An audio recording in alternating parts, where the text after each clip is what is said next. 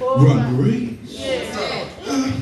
Not only is he our referee, he's our hero, but thirdly, he's our model. All right. We got to run the race like him. All right. Because look, he says, looking unto Jesus, the author and the finisher of our faith. And if we're going to be good stewards, if we're going to be great Christians, if we're going to be all that God wants us to be, then we've got to run the race just like Jesus. And he's our model. All right. Oh, yeah. Yeah. When you deal with folk, you got to love them in spite of. Not because you like them, but in spite of. Oh, yeah. All right, finally, and I'll be through. Not only do I see the standards of the race, not only do I see the spectators of the race, not only do I see the safety of the race, not only do I see the supervision of the race, but finally, I see the satisfaction of the race. Right here in the text. I'm going to hurry to a close in just a minute, but I got to walk through this just a second. He said, look unto Jesus, the author and the finisher of our faith. He's Alpha and he's Omega. He's the first and the last. He's beginning and the end. He is the foundation of what we believe, why we believe, who we believe. And so he's the finisher of our faith. He says here in the text, who for the joy that was set before him endured the cross, despising the shame, and is set down at the right hand of the throne of God. So he says here, here's the satisfaction of the race. One, it's a patient endurance. It's a patient endurance. Jesus never got in a hurry.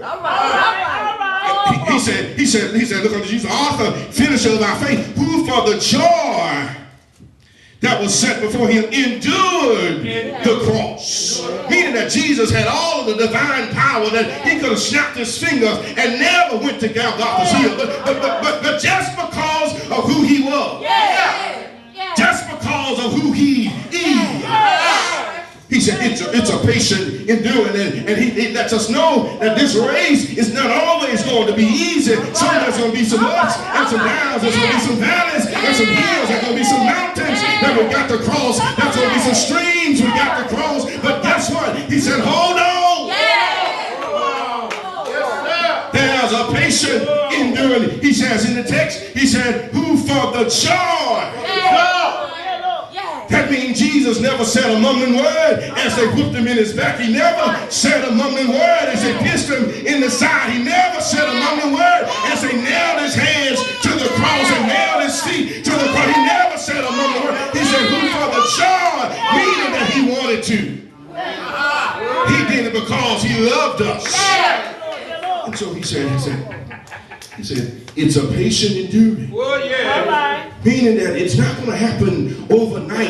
You're not going to be like the Big Mama Christian overnight. But guess what? Keep on toiling. Keep on working. Keep on holding on to that unchanging hand. Keep on having your faith built on Jesus Christ. Keep on. Not only is a patient enduring, but it's a progressing journey.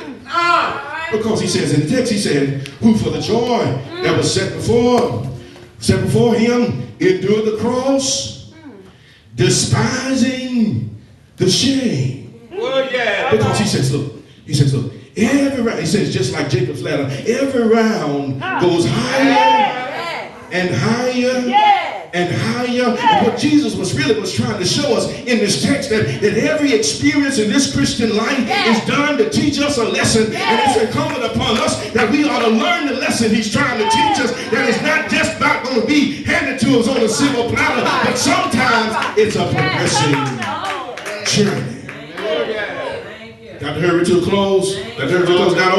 Not only is it a patient enduring, not only is it a progressing journey, but finally, it is a perfect finish. What are you saying, my preacher?